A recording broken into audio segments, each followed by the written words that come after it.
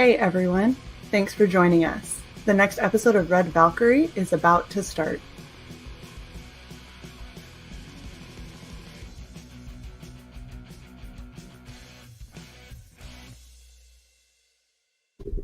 Hey, welcome to another episode of Red Valkyrie. I am your host, Shae Zombie, and I'm here with the super talented, super amazing RGE. I'm going to call him Rage for this stream, but how you doing, sir?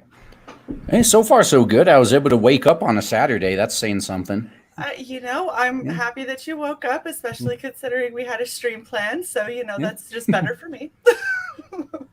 Yeah, and me too. If I started skipping out on streams, people would stop inviting me. Yeah, for some weird reason. It's a bizarre thing. It's something about actually showing up for what you say you're going to be at. I don't fully understand it, but we'll go with it. Yeah, it seems to work so far. Yeah, it's a mutual respect thing is what I'm going to go with.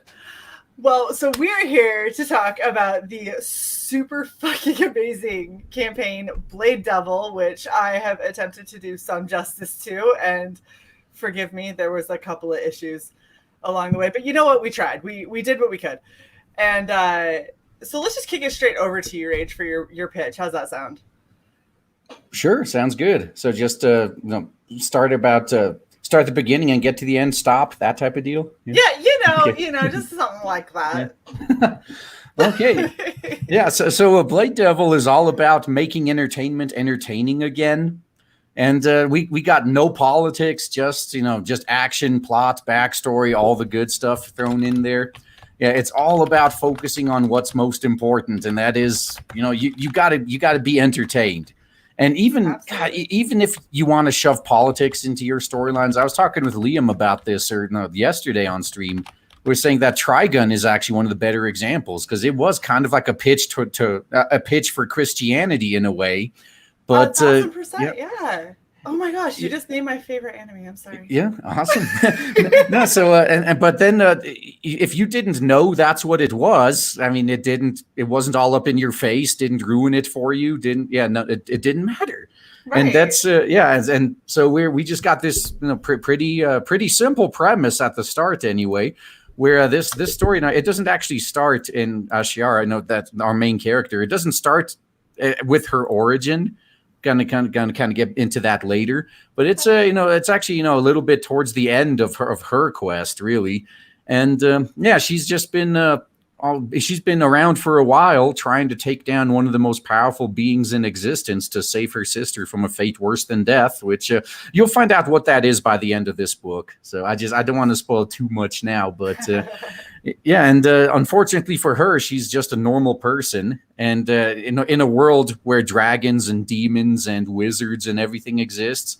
So in order to be able to compete, she kind of had to make a deal with the devil to get the power she needs. And now she's kind of like Spawn, where she's got she uses her own soul to fuel her powers, and it's a limited resource, let's just say. Yeah. So she's got to be very selective with how she uses it. And this is kind of starting out. It's like right as she was clearing out a bunch of corrupted bandits, and as you can see by the images on screen here, it just escalates from there. And that's the goal we had. No, for the first two books, it's just going to be escalate. It's going to be an escalation with what she has to fight, and we kind of figured this is going to be the most fun way to display what all of her abilities are. So she's going to be pushed to the limit very soon, and you're going to know everything she's capable of. And that's, as a writer, that's one of the things that I really wanted to make sure I did, because I can't stand it when some of these anime and manga comics where characters just pull abilities out of their ass when convenient. Right. So yeah, I just want to get out in the open in the first, it may seem like that's happening in the first two books, but that's just, no, this is just showing you what she can do. And then after we get a little display of everything she's capable of, then everyone knows her limits going forward. So that's the first two books in particular, and actually a good half of the third one we got planned as well. Going to be just almost nonstop action. So Yeah, that's pretty much it's pretty much it. We got you can see there we got the first I think yes first 7 pages. The one thing I'm kind of annoyed at with Indiegogo is they compress them a little bit too much. So these Yeah. pages are fine, but the double page spread Mhm. that's for 6 and 7 you can't even read that. Yeah. Yeah, Yeah, so that they do make it really like the letters start to get really, really impossible to actually read. yeah, like see this is pretty much unreadable. So and even if you pop open the image yeah, Yeah. so that and yeah, we actually posted this morning. We got up pages 12 and 13 as well. So we've already revealed over half of what an American comic length would be. That is Just awesome. just for everyone to see. So yeah, if you are interested in what you see, you can read the first 13 pages and make a decision whether that's something you'd want to continue. So as somebody who has gone through and read most of what you put up here, not obviously the last few, but most of what you have put on here, this is good. This is not just visually very, very appealing, obviously. The writing is good. I really enjoyed what I had seen so far. Like that, I all of it. It's such an interesting concept. I like her. She has, you know, the demon arm and everything, and she's got like this the demon arm, the demon eye, like the little bits of her that you see like being taken over because of the deal that she ended up making. And it's just such a cool concept. I love it. I absolutely love it. Yeah, thanks a lot. It's great to hear that because no, I know the art is good. So I'm like, no, I could Oh yeah. we could have just made this an art book and still sold a bunch. Oh, But yeah, absolutely. yeah. But then yeah, then I thought especially after. And I've always known the art was good, and I'd have to kind of up my game a bit. But then when the campaign actually ended up hitting 6 figures, like man, Yeah. I'm not even joking. That I was up to like 3 in the morning last night, just making sure that pages 12 and 13 that we put out this morning were good to go. So, yeah, The that thing was. is you guys had such like a rocket bit of success. It was insane how quick you guys, I mean, obviously your funding goal was insanely low and ridiculous, but you guys hit 6 figures Yeah. fast. Yeah, that funding goal. Now, there's 2 reasons for that. Like the one was because Indiegogo, you're a YouTuber, so you know Yeah. all about algorithms and having to work them. Oh yeah. This was us working Indiegogo's algorithm because I think if you make 60 to 70% of your goal within the first day or two, that they will actually like really push you. Oh yeah. So I kind of figured, if we set it to 500 and we make a bunch, then now the downside to that is if you can't do this unless you intend to put it out, no matter how much you make effectively. Yep.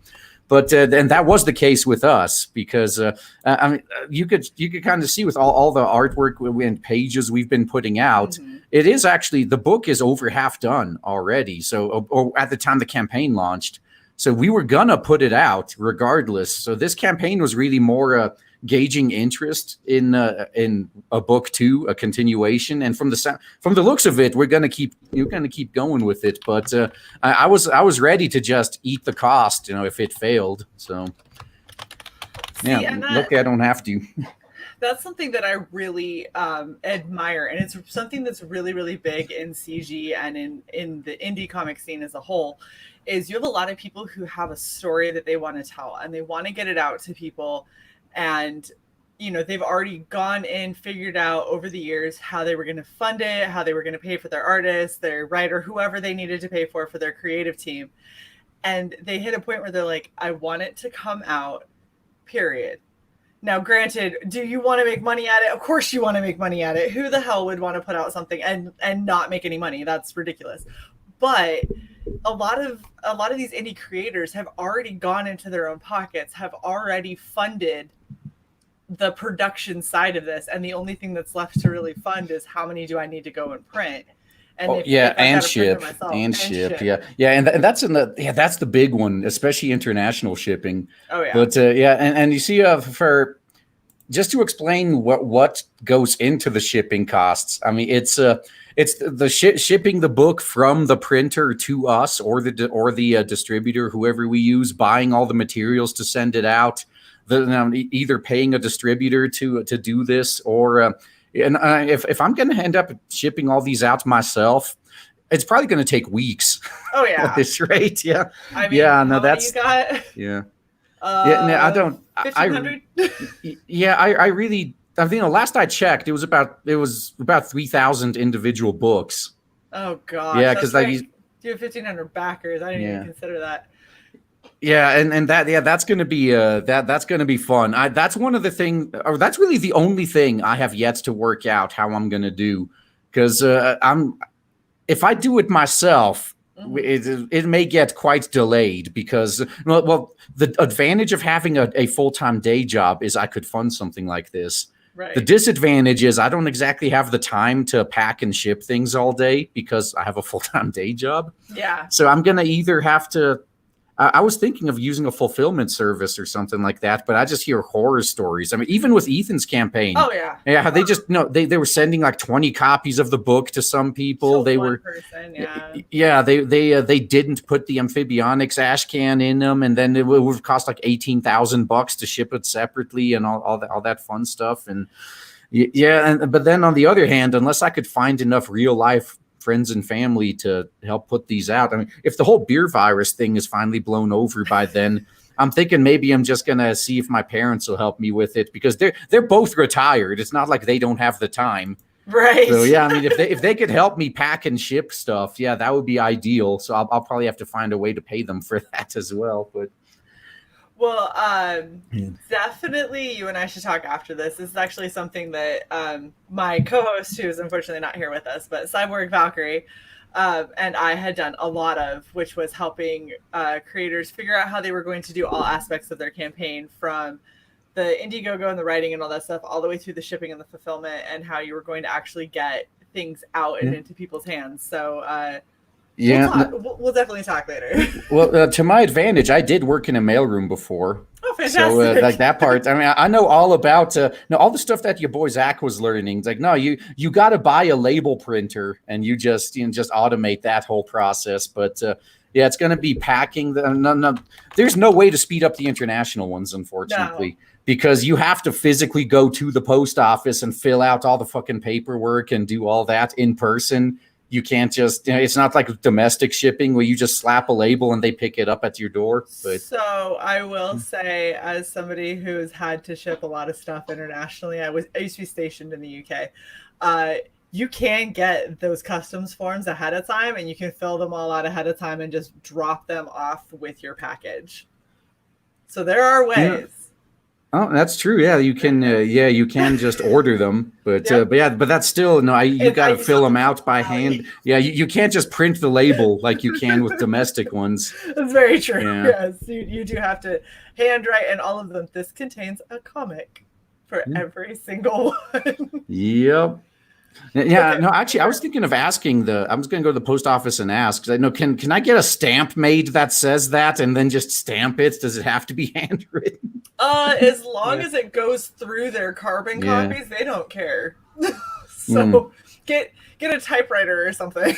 Yeah. No good answers.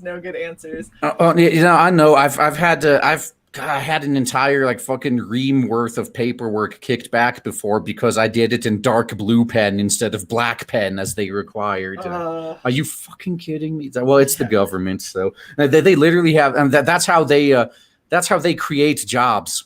They add more useless middle management and bureaucracy. So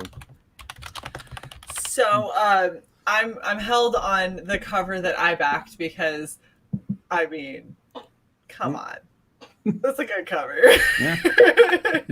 I love this cover. I was super torn though, because I love the design of the demon back here. And I love how you're seeing the correlation between the two with the little heart gem and the like creeping up veins and everything like that. This is super cool. But I couldn't not do this because that's too awesome. With all of the tentacles. Yeah, I mean, adding tentacles makes everything better. So Right? If nothing else, it at least raises questions and draws intrigue. yeah, and if you're the type of person who'd be offended by this, then you shouldn't be buying the book anyway, because this is just the tip of the iceberg. Yeah, So I mean, when this is on the cover, that's kind of telling you what you're getting in the yeah. book. So maybe just don't if this is too much for you.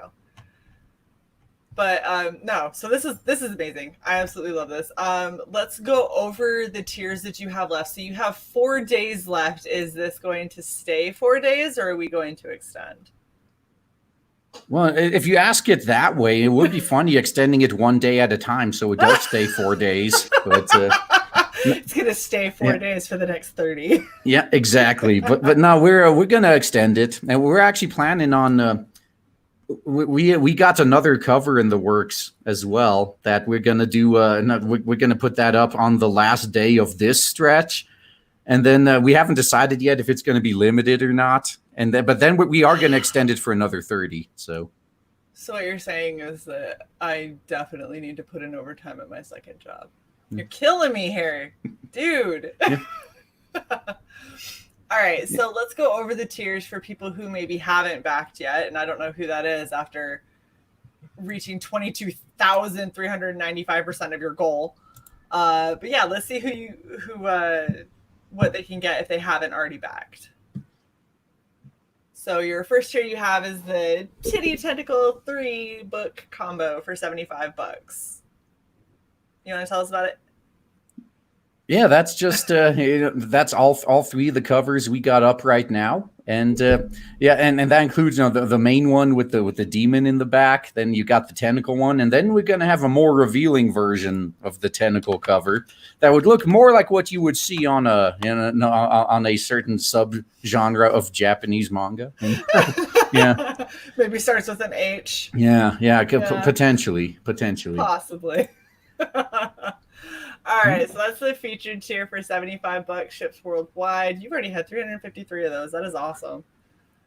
All right. Yeah, that's and that's going to be fun to pack all the. Yeah, because that's another thing I need to. And it's not just shipping and fulfillment; it's also packing these. Yeah. So I mean, with a regular comic, they have those like plastic sleeves or something. Mm-hmm. But if I'm going to be doing 3 at once, I don't know if I want to just laminate them as a group or what. I'll have to figure that out. I may just pack each book and its corresponding posters separately, and then just throw them in the package like that. I mean, as long as each thing is covered in plastic, it'll at least be waterproof, and that's really all. They don't have to all be in the same package, I guess. Right. No. Yeah.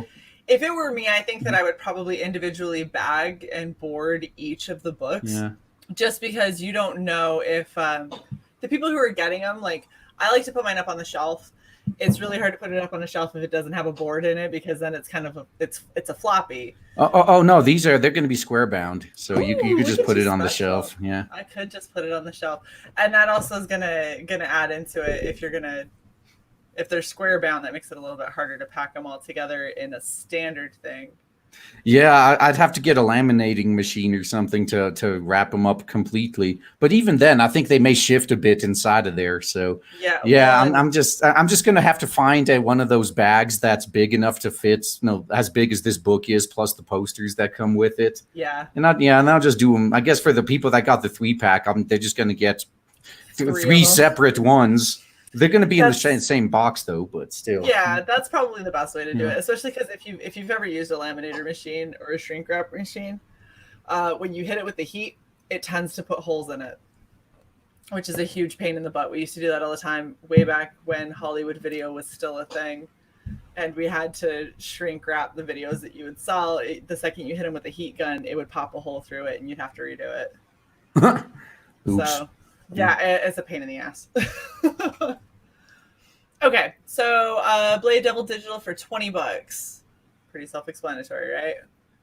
Yeah, and not only is it a little bit cheaper than the regular and just single book, but you also don't pay any shipping. So that is true. Yeah.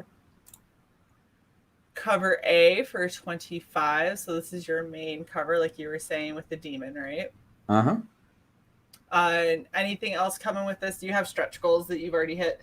Yeah. So far, there's a bunch of posters now because each book is going to come with a poster of its own cover, plus plus another one with the moth girl on it. That's going to be. I mean, that one's like way at the bottom of the campaign. We'll reach I it do if you keep remember seeing scrolling. that. Yeah. We'll go over that once we get there, for sure. And then we have cover B. So the cover I liked. Perfect. Something is so wrong with me. I don't even care. $45. You get 2 of cover A. Yeah. Pretty bad. And that one was also just mostly for international backers as well, who don't want. Now, like your boy Zach said, just find a friend. You split the shipping. You don't have to, because international shipping is kind of ridiculous. So international shipping is insane. Yeah. Oh gosh. Okay, and now we've got cover A signed. So who is signing this? Well, right now it's just me, but if we make it to 125K, which it looks like we probably will, because it started to really pick up recently, then my artist will as well. The reason we're not both by default anyways, because there's going to be very long distance travel involved getting us in one place to sign them. So, and even then I had to put the caveat on the stretch goal that provided we're not still on lockdown by then, because if we're legally not allowed to, then nothing I can do anymore. Yeah. He could sign it on a piece of tape. I don't know.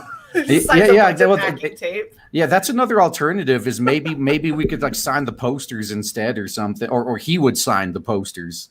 I don't know, like something that it would be a lot cheaper to ship between us, I guess. And and he's actually a reminder too. We also hit the stretch goal for and for all the covers will be foil embossed. So that is that too awesome. That's great.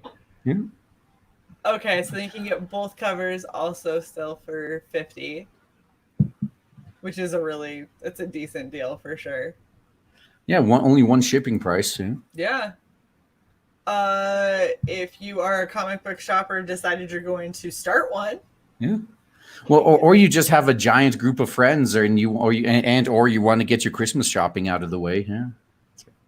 There you go. Christmas shopping. Get grandma a bunch of tentacle covered Blade Devil. It'll be great. I'm sure she's gonna love it. Yeah. Give your grandma the tentacle cover. It'd be perfect. You know what? The funny thing is if I were to do this, I would absolutely give that to my mom, and she'd probably be like, "That was a very interesting cover. I liked the colors; they were very pretty." Like, yeah. Did you pay attention to the content, or we just moved past that? Well, and actually, I will just say now that there is nudity in the book, but we're trying to avoid having any potential issues, so there's not going to be any sex scenes in it. Can't figure if it gets to the point where we would want to put one there, we would just imply that it happened, and then maybe have some unofficial side story on the side, these days. But got a reminder too that so that tentacle cover artwork, we sell that at our Teespring store as well as a blanket. And one of my real life friends actually ended up buying one, and Teespring screwed up the order, and they sent him one with a bunch of trains on it. And I mean, they fixed it eventually, but now's the funny thing, because they probably shipped this one to whoever actually ordered the train blanket. And it was right before Christmas. So imagine like some granny was little Billy loves trains. I'm going to get him this blanket for Christmas. And imagine if she didn't actually open the package to make sure it was the right one. She just wrapped it up, under the tree. And then the Christmas day, everyone's opening their presents. Like, hey, look, this one's from Grandma. And pulls out this tentacle blanket. I'm praying so hard that is exactly what happened. That is amazing. Yeah. I really hope that happened. Oh my gosh. I'm about to go on your Teespring and buy me a blanket that is going to make a lot of people real uncomfortable when I take it for travel. Oh yeah, no, that's perfect. No, this is the perfect one to carry with you at airports too. Exactly. Yeah. That's what I'm thinking. No one is going to try and steal it. I'm obviously going to know it was mine. Yeah. So that topic too. No, I had a professor when I was in college that he wore this like really ugly hot pink jacket, and eventually someone asked him like, "Hey, what the fuck is up with your jacket?" And he said, "Like, oh well, I had this like 2 week period where I had about 3 jackets stolen."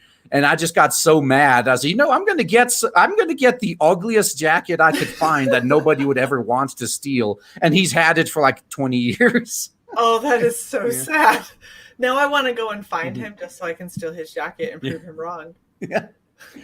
Be like, Yeah, unfortunately, I think he may be dead by now. He was pretty old, and that was like 20 years ago. So it's okay. yeah. He lives forever. It's fine. He Yeah. lives forever in a horrible hot pink jacket. Yeah, I wonder if he did die. I wonder if he was buried in it. That's like something I would do, like bury me in my hot pink jacket. I would be like, Yeah. I'm gonna need you to take my hot pink jacket and bronze it, and then put it on my headstone. Yeah. So it's always with me, and see if anyone steals it that way. Yeah, that's right. Yeah, that's right. Now have it built into your headstone. Exactly. That's true. Yeah. Or wrap it around your urn or whatever. Yeah. Oh gosh, that's terrible. All right, back to the tiers. So for $250, you get a special thanks on top of all signed books. So you get 3 books. Well, it's all one of each one signed, and that I think I mentioned there, including any we may add in the future. So the cover we're going to be adding soon, like before we extend the campaign, will also be included in this one by default. So this tier is kind of like what Ethan did with his with the honeycomb box, where any future things we add to the campaign will also be included in there as well. Awesome. So $250 if you really like the project, throw that down, and then you're set for anything else that might come up. Yeah, pretty much. Heck yeah, that's awesome.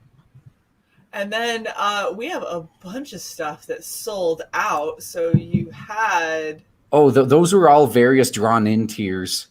Wow. So, yeah, that doesn't surprise me that they got sold out quickly. Yep, a lot of them. Holy cow. You guys have done really well. Yeah, and that's another thing I keep bringing up too, that when you launch your own campaign, you should always have at least one super expensive tier, because if it doesn't sell, big deal. Doesn't make any difference. But oh wait, it looks like I'm the only one here right now, huh? Oh okay, No, you froze for a second. It happens all Yeah. the time. Like the second I heard it, I went, oh, sorry. Damn. Yeah, that was good. Oh man, but no, I'm saying no. If you start your anytime anyone does their campaign, I say you should have some super expensive tier, because this is again something that your boy Zach learned. His most expensive one was like $100, and he had people messaging him. It's like, hey, I got a lot of money and I'd want to give you a bunch, but you're not giving me a reason to. So yeah, I mean that's the one thing you got to learn is there's gonna be people that are way more better off than you. And they would think nothing about throwing down 4 or sometimes even 5 figures if you give them a reason to. And if it doesn't sell, big deal. You could just go about as normal. I mean, you lose nothing. So, yeah, may as well have it. I mean, the thing is if you put it up and it doesn't go anywhere, it doesn't go anywhere. But if you put it up, it could go somewhere. Don't do like 50 of them. Don't make it a pain in the butt to try and get through your Indiegogo. But I mean, you could definitely put some up there, and there's always a good chance that kind of stuff is going to end up selling. Yeah. No, that's true too. You do not want to have so many tiers that. No, that's Brian Polito is very successful, but he does a lot of tiers. I noticed, and I think Billy Tucci as well. But no, I can't talk smack about them because they're both very damn successful. But going through their campaigns, and you have like 50 tiers to choose from. That I mean, that could be pretty daunting for newcomers. I mean, if you're a returning fan, it's one thing. But for newcomers, I mean, yeah, like Ethan says, just have a tier that says "Give me everything." Right. Yeah. Like, at least that would be cool. No, for sure. And again, like if you don't give people a reason to give you more money, having tiers and stuff like that kind of is telling somebody that you have a lot of faith in your campaign. You know that you have a good product. You know you have a good story. You know that this is something that people are going to want. And you're giving them an opportunity to kind of agree with you, essentially. But yeah, it doesn't hurt anything to have one or two big ticket items on there. And if they go, that's great. So they went. So maybe you look at adding something else that isn't going to diminish from the one that you've already sold out, but is still something that, you know, can make somebody feel special.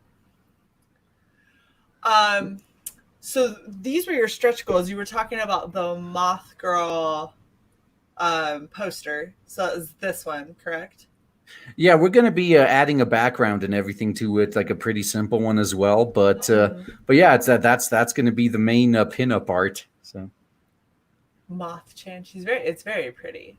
Yeah. I really like it. It seems like super delicate and she almost kind of looks like a kitsune as far as like the way that the hair and everything is flowing. Except that because you've made her a moth, I don't know. It's really cool with the blend in her wings that she's got poking out right here. I like it. It's a really nice kind of delicate looking style. And then a couple others that you've reached. So 90, you had Monster Girl Bestiary is being added to the book. That's pretty badass. Yeah, that's what we're trying to do with our stretch goals, actually. And the posters I think, are going to be the one exception where we added something in addition to the books.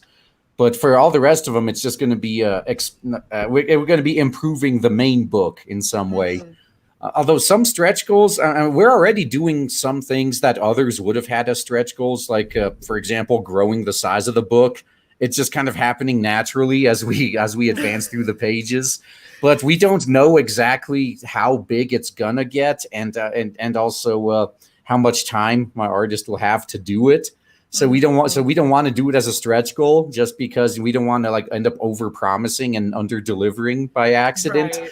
So as I just said, like, you know, the reason more pages isn't a stretch goal is because we're already kind of doing that. Yeah. And there's already oh man, I almost dropped something else that I may have regretted revealing too early. But yeah, there's stuff we're doing that normally would be a stretch goal. But until we're 100% sure that it's, you know, we're gonna do it, then yeah, we'll just it'll happen. It'll happen. Rage. Are you sure you don't want to say? I got a banner ready and everything. Yeah. Maybe. Oh. Yeah. I'm pretty sure. Damn it. You know what? I tried, people. Rage and I aren't that close yet. Don't worry, next campaign. Well, no, I don't want to. I mean, I learned my lesson from watching Peter Molyneux back in the day. I don't know if you're a gamer and if you know who he is, but yeah, he got a reputation because he loved to talk about all the great ideas he had, and people just took it. They took that to mean that that's what was going to be in the game he's making.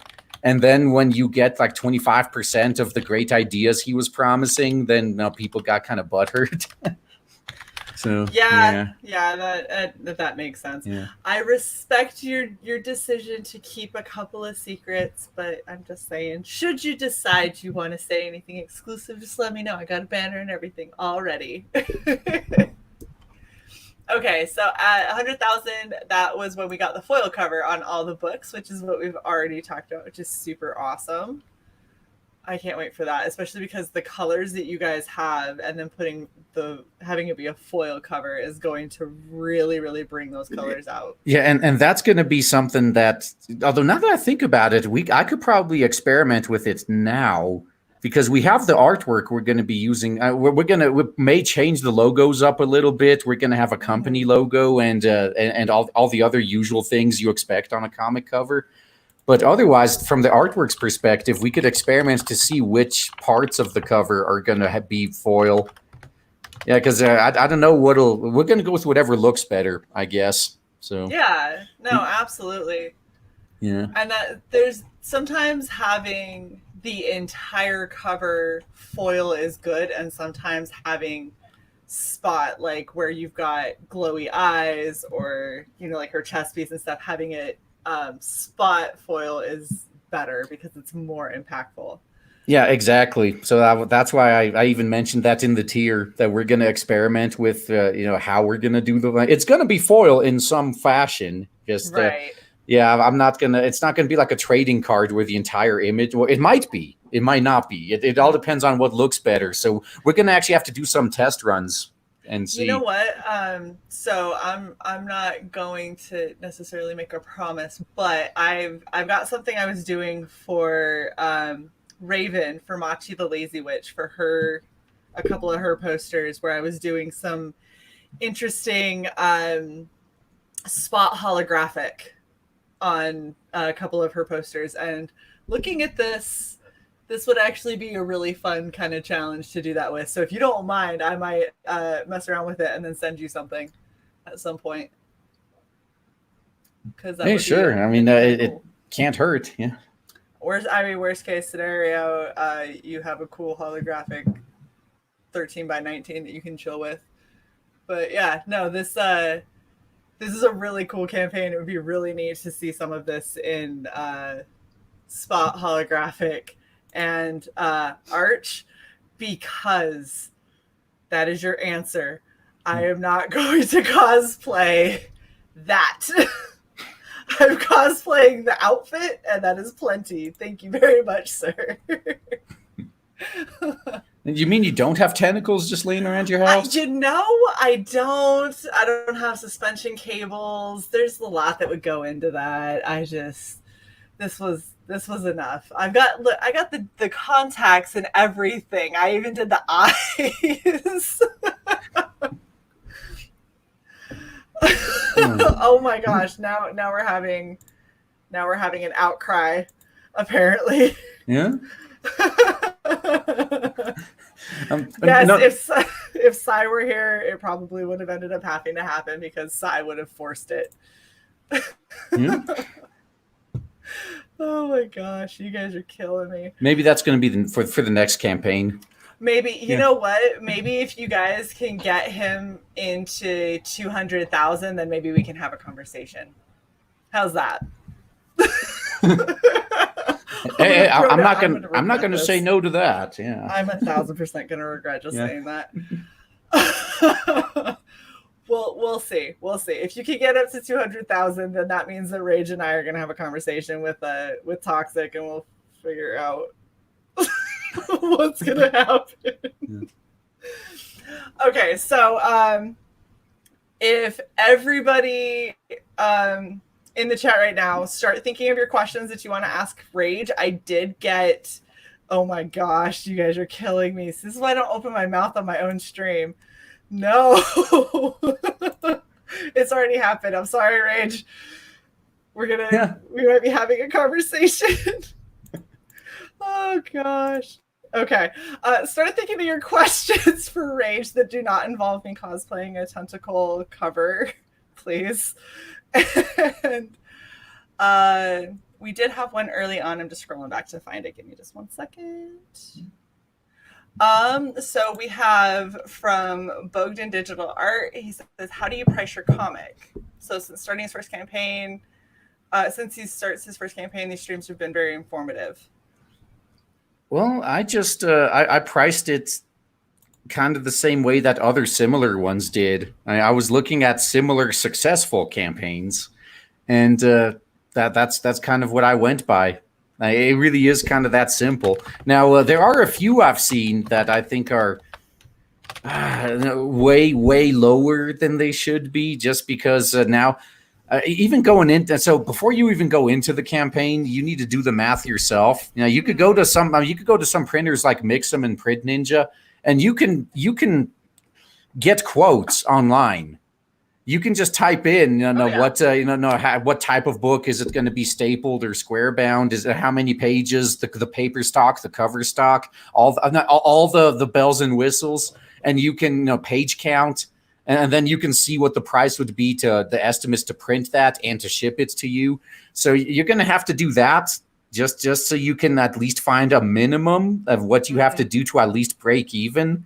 And ideally, it's going to be higher than that, because that's the one thing that the fucking NPCs do, is they seem to think it's a crime to make money. Like, yeah, but if you're not making money off of this stuff, how long are you going to be able to keep doing it? Now, ideally, we'd want this to be a full-time job so we could get it out faster and have it higher quality. But yeah, that's kind of, that's, you got to figure out what your minimum would be. I would say just like start with because a lot of these printers have a minimum of either 500 or 250 books anyway. So just go off of that. Now, obviously, the more of them you print, the cheaper it'll be per book.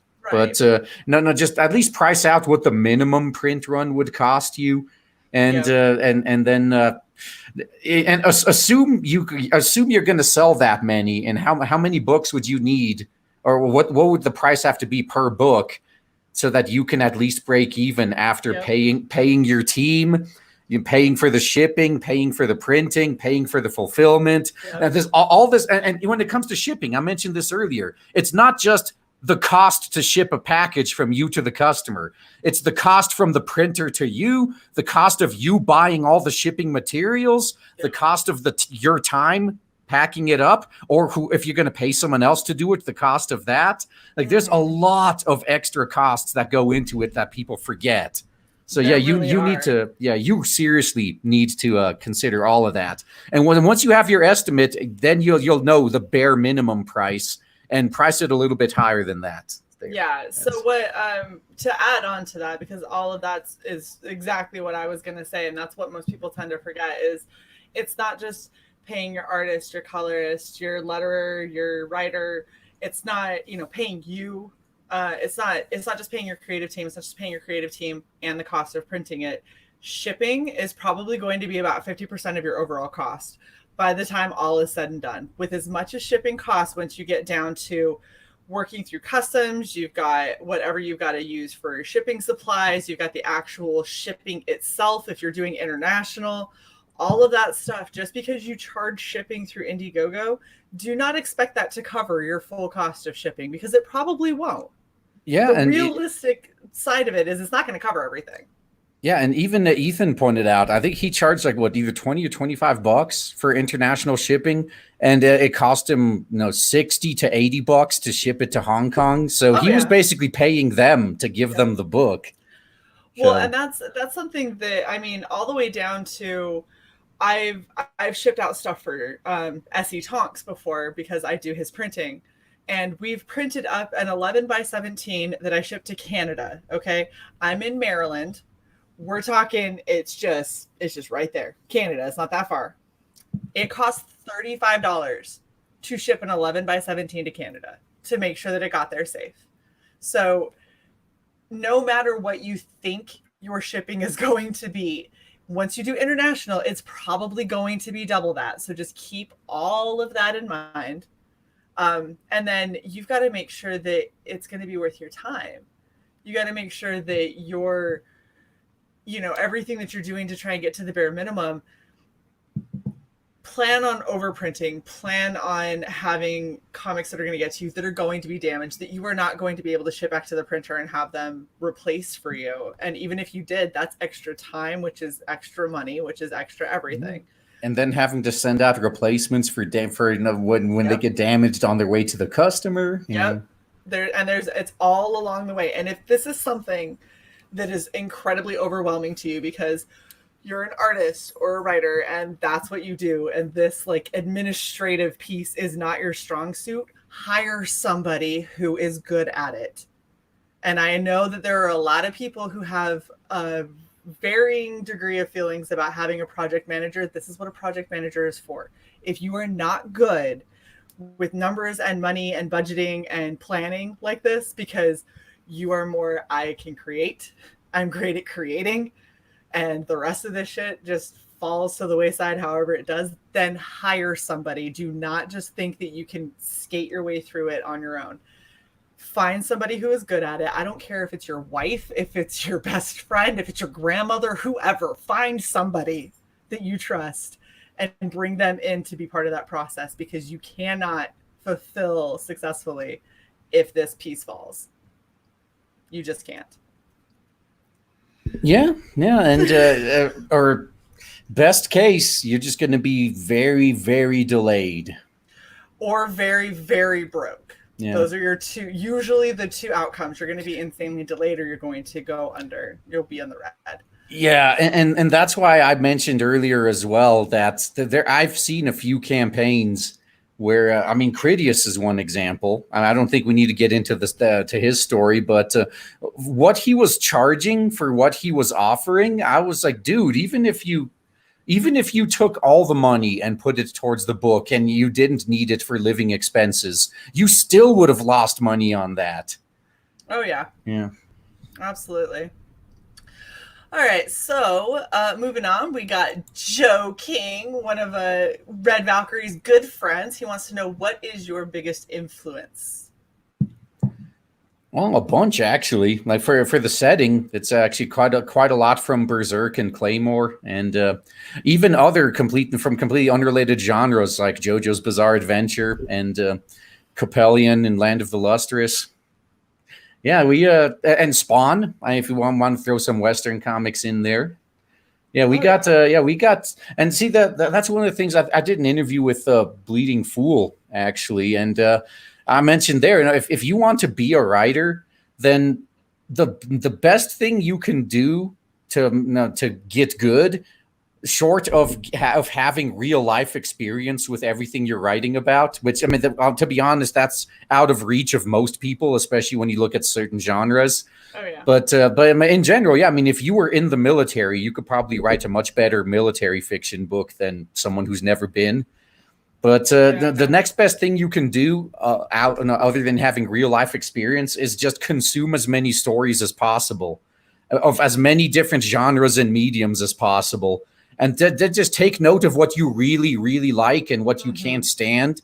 And just look at that when you're writing your own stuff. Because, I think I mentioned earlier, like, I can't stand, and I love anime and manga, but I can't stand how so many of them have that trope where the main character is about to get their ass whooped and they just pull a new move out of their ass on the spot. That's like never even been alluded to that they're even working on it, or they just suddenly get the whole time. You're like, or they just suddenly get a power up or something. Like, I can't stand that shit. So I've seen granted, Dragon Ball Z has a special place in my heart because I hated it for the longest time and then I ended up enjoying it. But they're notorious for that. It is so frustrating. Like, you sit there and you're like, oh, so we're at Saiyan, and you're like, oh, it's Super Saiyan. It's super duper Saiyan. How many more of these are there? Stop. Exactly as much as the plot needs, I guess. Now, to be fair, the first Super Saiyan transformation, it was at least built up to. But then, but then everyone after that was just whatever. Yeah.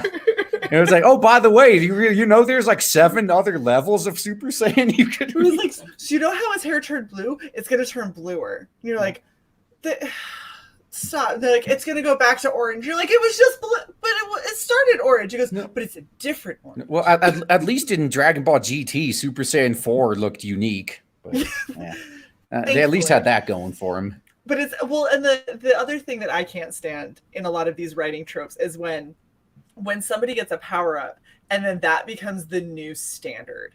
And now everything, like, it, because you have this really cool reveal of like, this is really awesome power.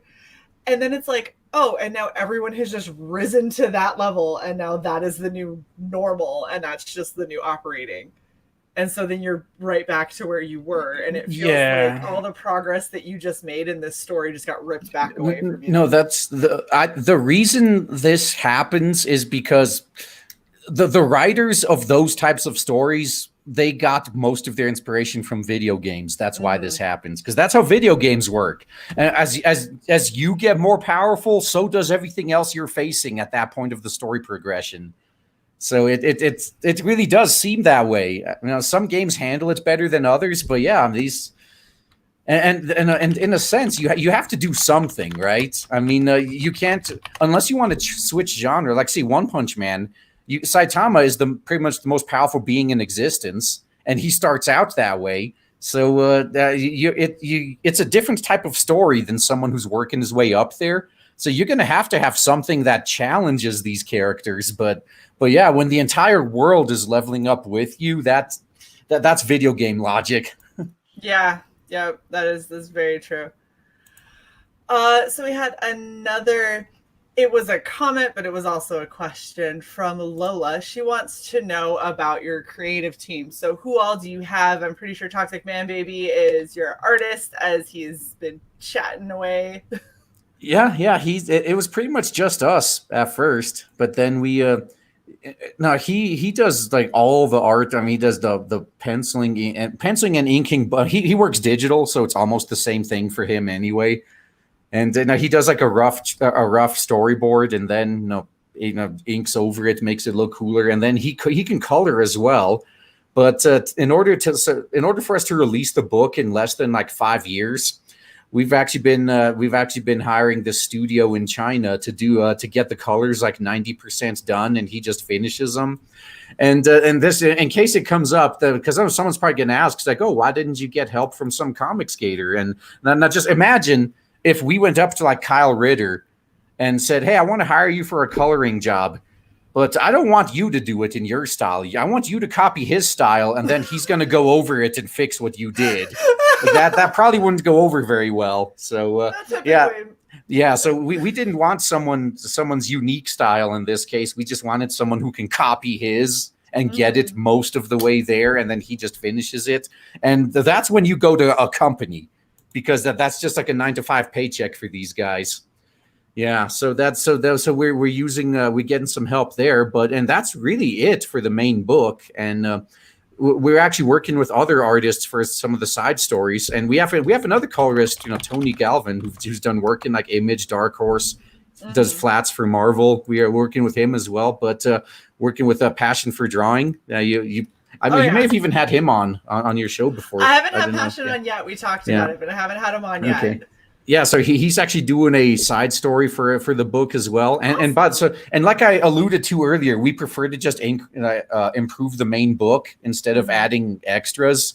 And that's like, we all have these some other guys, they do ash cans for their side stories. We're doing like what your boy Zach did with Jawbreakers. We're just adding them to the main book. So also all the side stories, the Monster Girl bestiary, and all that stuff is in the main book. So when you first open it and go through it, you're gonna get the main story, and then all the side stories after that, and the bestiary after that, for example, and the fan art gallery if we unlock that. I really hope that you unlock that. That's gonna be awesome. Oh, I gotta do a hand turkey. Oh, sorry. You have no idea what I'm talking about, I'm sure. It's fine. Don't worry. You'll find out.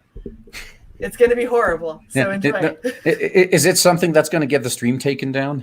No, okay. It will not, but it's something that is going to not help you at all on Twitter, but will make people at least laugh. So. Oh, that's fine. My behavior on Twitter in general doesn't seem to help me very much. So. To fill you in, and the 26 people who are watching, you probably never actually watch me.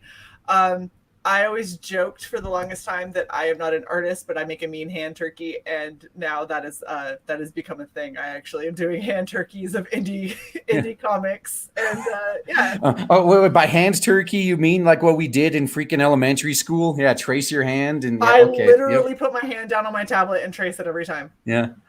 Okay. Okay. They're not bad. They they could have been a lot worse. They're just. You'll see.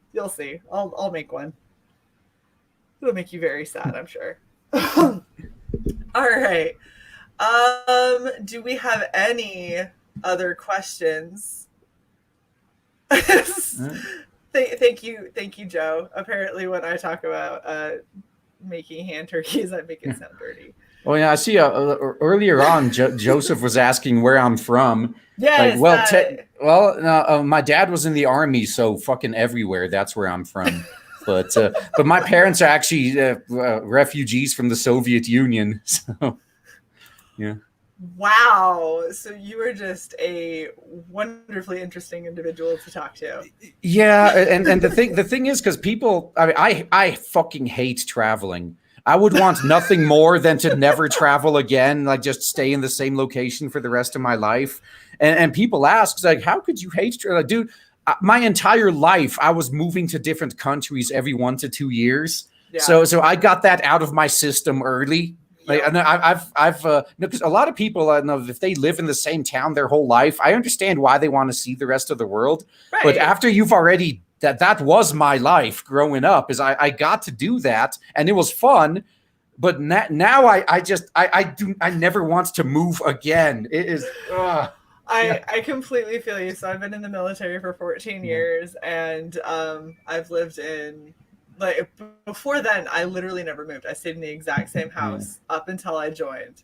And then I moved, like, all over the country for a while. I was in England, like, just everywhere. And it's a pain in the ass. Like, I still, in this office right now, I still have boxes that haven't been unpacked in 10 years because you lose the will to do so after a while. Oh my God, yes. Thank you. No, it's the same thing with me. Because after I moved from my previous apartment to this house, I have an entire room just full of boxes that I haven't unpacked. Now I keep an inventory on a thumb drive. I have the boxes labeled. I know what's in them when I have to go get it. But I just get so used to moving so often, I just don't unpack shit until I need to use it. Yeah, I thought I was the only one that did that. But no, so that's a military trope. That's how you know you grew up in a military family. Yeah. I started unpacking stuff, and I was like, I forgot I owned this shirt. I love this shirt. How come I haven't worn it? I looked at it and I was like, oh, that's like from 10 years ago. I don't know if I still fit in this shirt. Oh God. No, yeah. I'm kind of the same way. I'm digging through a box and I'm like, I didn't remember buying this. Like, fuck, good thing I found it because I was thinking of buying another one. Right, you're like, I swear I owned one of these, and you open it and you go, oh, I did. I owned like 5 of them. I keep buying them. Exactly. Damn, I never can find this stupid box. And there's always one box that has that one thing that you absolutely need. Like, for me, my grandfather was part of the 101st Airborne. I never met him. He died before I was born. But when my grandmother passed away, they sent me his flight wings because I'm the only one in the military. So they sent me his wings from the 101st, from World War time and all of that. And I had it in a box. And now I don't know which box it's in. And I'm like paranoid that it got lost when I moved from England. So I'm like slowly going through all of these boxes meticulously, looking at every single little thing. I was like, I don't need any of this shit, but let me just make sure I don't throw those away. Yeah, and that's also why I did the inventory, because the last time I packed up and moved, I labeled and numbered each box, and then on a thumb drive I wrote down everything that I put in it. So at least I know, if I think, I want to get this thing out, I put my thumb drive in, find which box it's in, find that box. That makes things so much easier. Yeah. Well, I also had the military moving companies pack all of my stuff. So who knows what's actually in these boxes? Because if you've ever been in the military and moved, they put a sticker that has a number, and then they write in it. And I think the last box that I had, they were like clothes and stuff.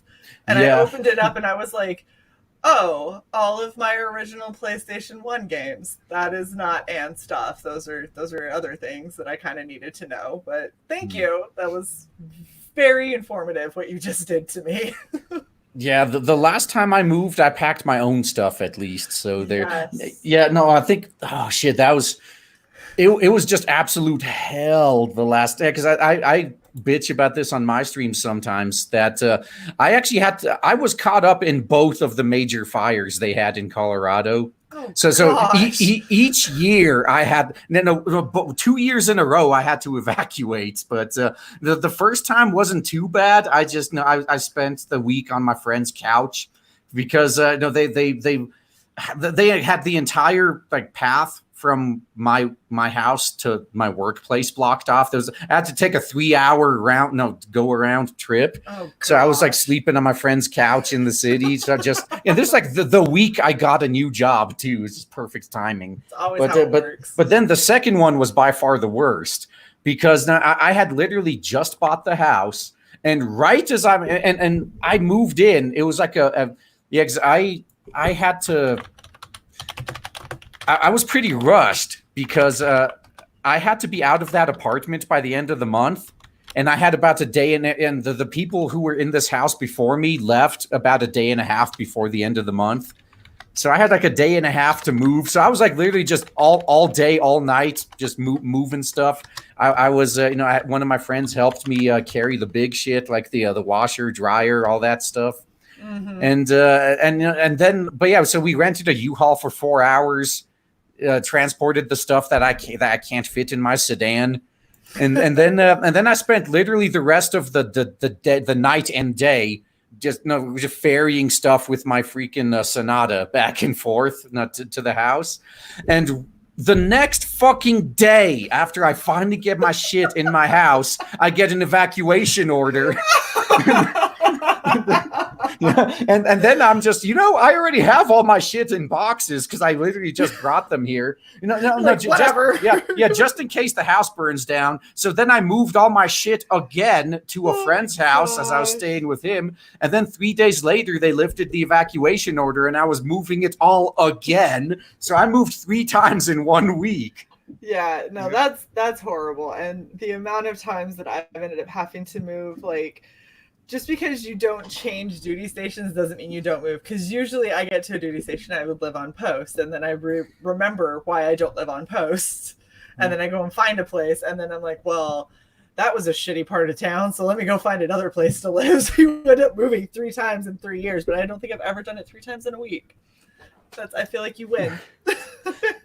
Yeah, let's just say I did a lot of I caught up on a lot of sleep right after that. I bet. Yeah. I just had to call my boss up. I was like, dude, I'm gonna have to take like a day or 2 off because fuck this shit. And luckily they understood because most of the people in the office had to evacuate at some point or another. So that's at least working in your favor. Everyone was like, yeah, you're fine. Just go to sleep and don't die in a fire.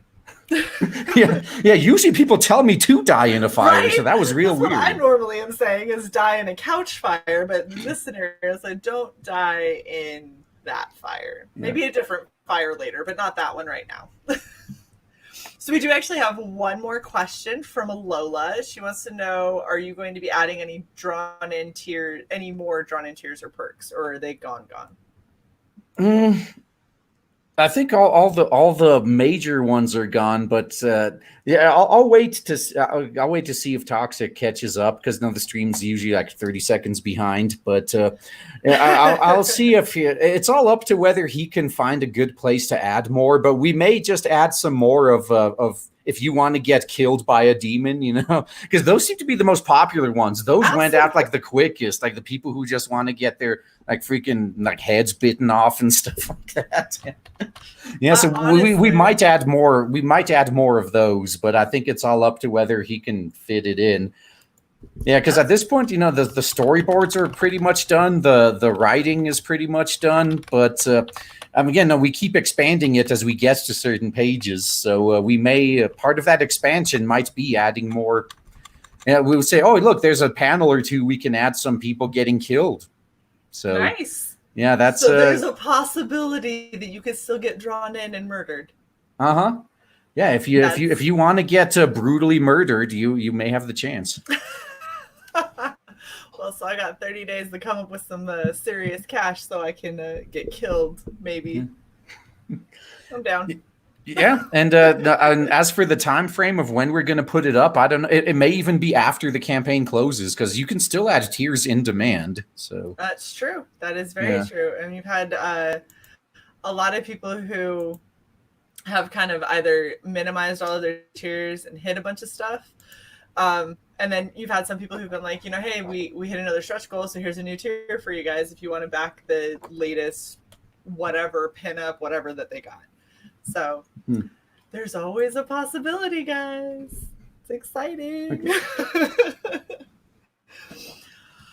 Well, oh my goodness. I'm so happy I was able to get you on. This is such an amazing project, and I'm so excited to actually get this. I'm super bummed that I have to wait until December because it's so far away. But Yeah, that's the disadvantage of we everyone involved has a full-time day job. yeah. So So here's a question I have for you, because there are usually so many issues when you try and send out a fulfillment in December, because that's when you're also competing with Christmas and all of that shipping and all that kind of stuff. Do you see it as potentially being a problem? Do you see as maybe pushing to January to actually send stuff out, or do you think that you're going to be fine? it's probably going to be fine. I mean, when we gave that estimate, we actually hoping to get it out before then. Okay. But that's just we already gave ourselves a little bit of a buffer. But for all I know, I mean, you've seen what happened. We've seen what happened. Like John Malin, he has to keep pushing his stuff back because first Print Ninja shut down, so his book's done, but he just can't get it printed. So then he canceled the order at Print Ninja and went with Transcontinental instead, and then they shut down too. And so no, I can't guarantee there won't be some games being played, but we're gonna try to get. We're hoping to get them out before then, but no.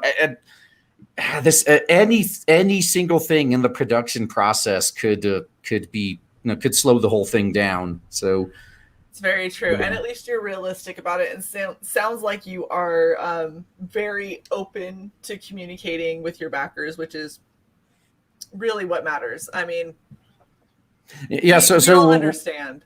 Yeah, when I'm gonna be like was it like B Claymore, and my campaign is like 6 years overdue, I'm still gonna be communicating every week. No. Then you might be in trouble. Yeah, I know. You might start running into some issues around year 2, but I'm just saying. Yeah, for sure. Yeah, and God, that's I don't understand why dumbasses do this when they and especially they make like 80,000. They make some pretty good numbers, and then they just never deliver. And I'm sitting there like, what? It's like, well, no. I mean, it's for 80,000. You're throwing away any chance you have of ever trying this again. Are you fucking stupid? Okay, now if we're talking like 10 million, maybe I'd be okay. I could live off of 10 million until the day I die. That might tempt me a bit, but throwing away your whole future for 80,000. I mean, yeah, it's a lot of money, but 2-3 years later, it's gone. What do you do now? Yeah, no, that's not worth it. If you're around here, it's about a year. Maybe a year. You might be able to pay your rent and live for a year in Baltimore, Washington area on $80K. Yeah, you may have to move to a cheaper location. Yeah, you definitely have to like go find a nice quiet suburb in Utah. They're pretty cheap. Yeah. Go to Montana. or just go to a completely different country. That's that's especially since working from home. That's the one huge advantage of the whole beer virus thing going on is companies are finally starting to learn, like, hey, wait a minute, like why the fuck are we now see employees, they're getting vindicated because everything we've been saying all along that, I literally don't need to waste 2 hours of my day traveling and putting up with all these distractions in the office. I could do my job remotely. So we're vindicated now. And on the flip side, upper management is loving it too. Like the CEO sees this and is like, hey, I could save tens of thousands of dollars a month not renting out this overpriced office building. Yeah. And it's the middle managers, though, that are freaking the fuck out because they're about to be unemployed. Exactly. Yeah. And it's like, wow, we found out who the weakest link was. Yeah, no kidding. Oh my goodness. Well, honestly, this is a great project. So if you haven't already backed it, the link is in the channel description. It is also in the chat. Please be sure to go out, Backblade Double. I'm serious. We'll have a discussion at 200K. If you hit 200K, we'll have a discussion. I can't promise shit, but we will at least talk about it. And yep, I'm gonna get you a hand turkey at some point, and you're gonna probably wish you never met me, and that's fine. A hand turkey. That's what they call it these days, right? Yeah, I saw that in the chat earlier. Yeah. Oh gosh, Joe kills me. Yeah, that's. Thank you, Joe. We appreciate you making me cringe. But hand tentacle. We'll see where the creative juices flow to. Okay, it might go to some weird places. We'll see. We'll see what happens. But tentacles. Make sure that you follow Rage on Twitter at Rage Golden Eagle. Thank you again so much for coming on. It was absolutely awesome talking with you. Yeah, no problem. It's been fun being here. And thank you, everyone, to the chat, everyone who is going to watch this on replay. We appreciate you all. Please do not forget to like, share, and subscribe to Red Valkyrie. Red Valkyrie is also getting ready to put out some super awesome merch, so you can get some stuff for our channel, our little channel logo that you see up in the corner. We're also working on some really, really cool artist renditions of myself and Shae, and they're going to be super badass with a 50-50 split of the profit to the creators, because that's what Red Valkyrie is about, is trying to help promote indie creators and get you guys seen and get you guys paid. So that's really what we're looking at. But, thank you guys so much for being out here, and hopefully I'll see you guys soon. Catch you later. See ya.